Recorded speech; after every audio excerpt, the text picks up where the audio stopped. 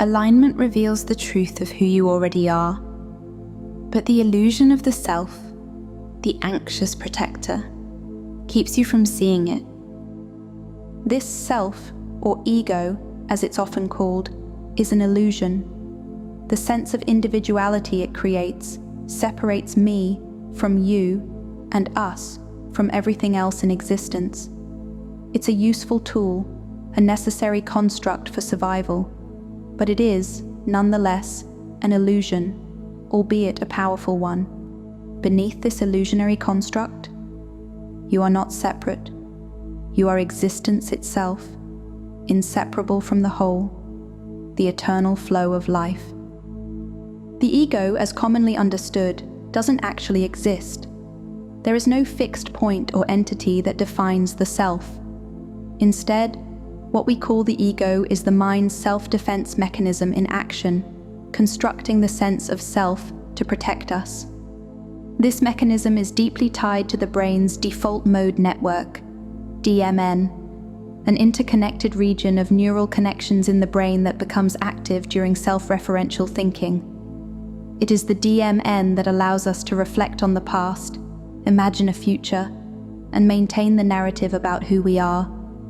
And without it, the brain wouldn't have the sense of identity necessary to protect. But that very mechanism that exists to protect our being, while useful, can overextend its role. It may cling on too tightly to the illusion of separateness, perceiving threats not just to the body, but to the very identity it creates. This overreaction gives rise to anxiety, the precursor to fear. When the self-defense mechanism becomes hypervigilant, it perceives danger everywhere, amplifying minor concerns or uncertainties into overwhelming fear. It reacts to protect the self, triggering the primal responses of fight, flight, or freeze, even when no real danger exists. At the same time, all logic and reasoning is absent. Anxiety manifests across a spectrum. It might appear as social anxiety, the fear of judgment or rejection in certain settings. It might become generalized anxiety disorder, where worry about a range of issues feels constant and uncontrollable. It can take the form of panic attacks, where sudden waves of fear and physical symptoms strike without warning. These and other manifestations, such as phobias or obsessive-compulsive tendencies, all stem from the same source: the mind's attempt to shield the constructed self from perceived threats. You can imagine life, existence itself, as a stream. A stream just flows, following the contours with the least resistance.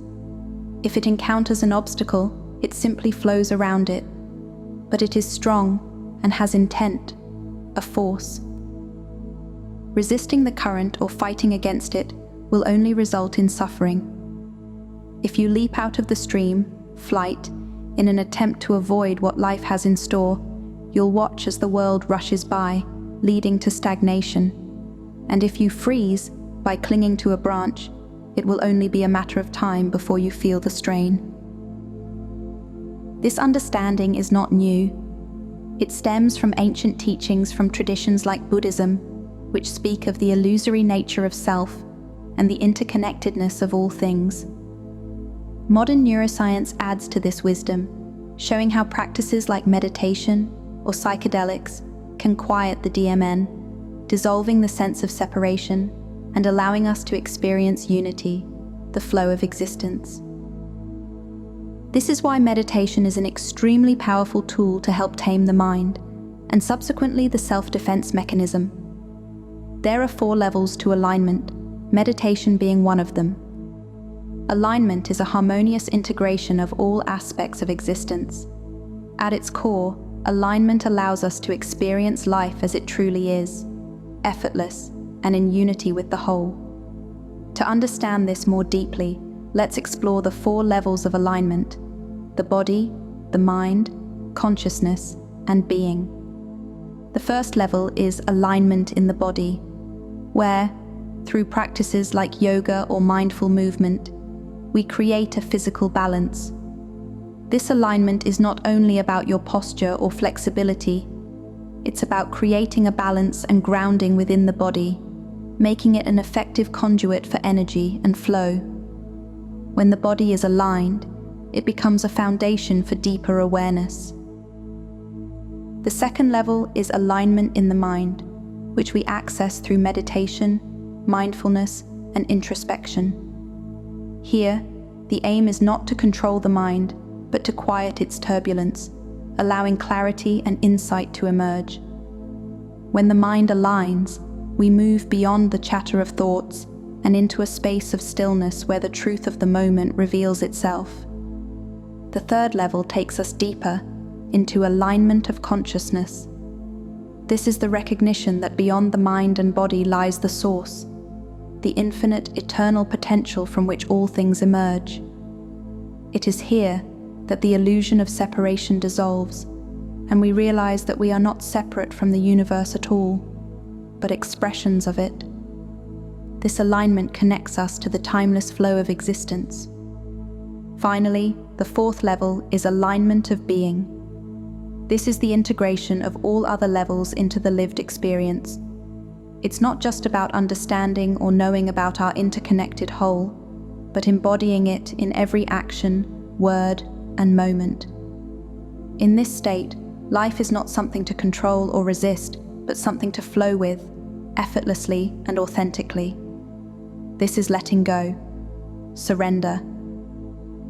These four levels are not hierarchical, but deeply interconnected, like individual colors seamlessly converging back to the prism that revealed them in the first place. With patience, they will guide you toward unity, allowing you to live in harmony with yourself and the universe. As you align, you'll see how each level unfolds and brings you closer to peace and true purpose in the flow of life.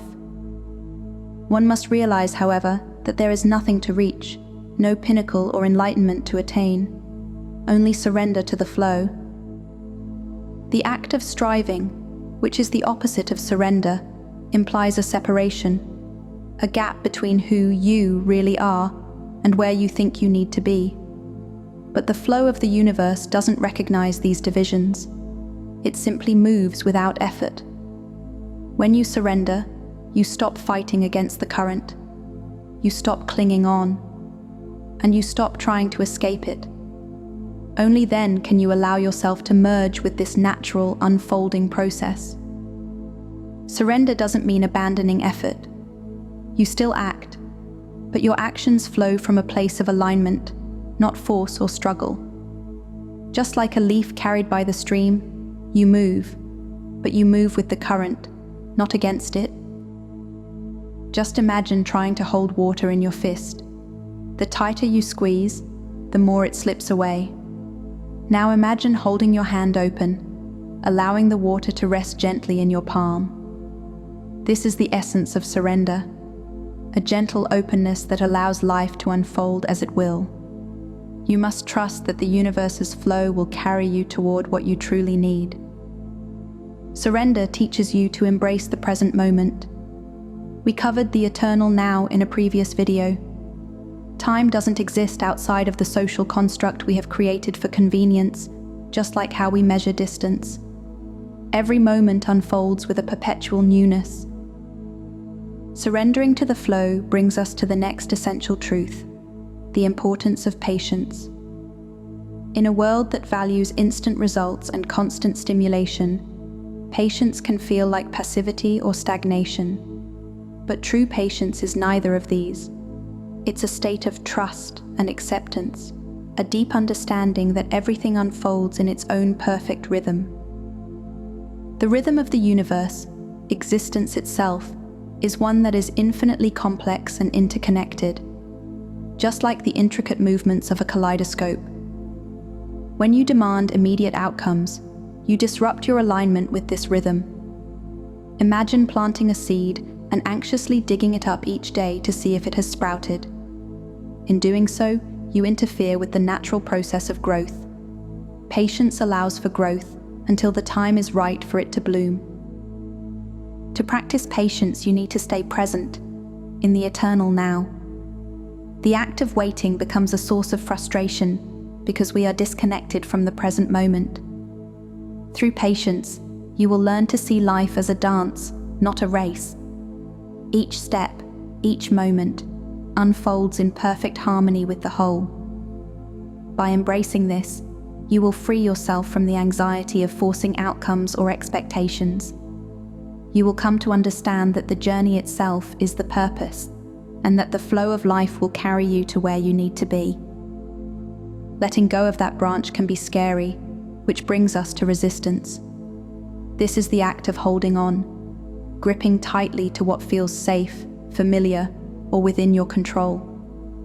As you cling on, the current of life will pull at you, urging you forward, but fear keeps you rooted. You tell yourself that letting go might be too risky, too uncertain. Yet the longer you hold on, the more the strain builds.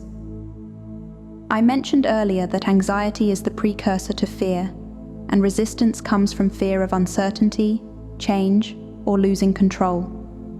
Your mind convinces you that holding on will keep you safe, that if you grip tightly enough, you can avoid the discomfort of the unknown. But the truth is, resistance doesn't protect you, it traps you. Remember, it's the alignment of the mind, body, consciousness, and being that will help you become one with the flow. By embracing these 4 levels of alignment, not striving for them or forcing them, but gently embracing them, you'll begin to notice the irony. The anxiety you were once trying to control will start to ease. One sign that this alignment is working is the appearance of synchronicity. When you are aligned with the flow of the universe, synchronicity begins to appear as if the universe itself is speaking directly to you. These are not random coincidences, but meaningful patterns, gentle nudges guiding you forward. Carl Jung, the Swiss psychotherapist, once had a patient whose rational mindset made it difficult for her to engage in therapy. During one session, she recounted a dream where she was given a golden scarab, a symbol of transformation in Egyptian mythology.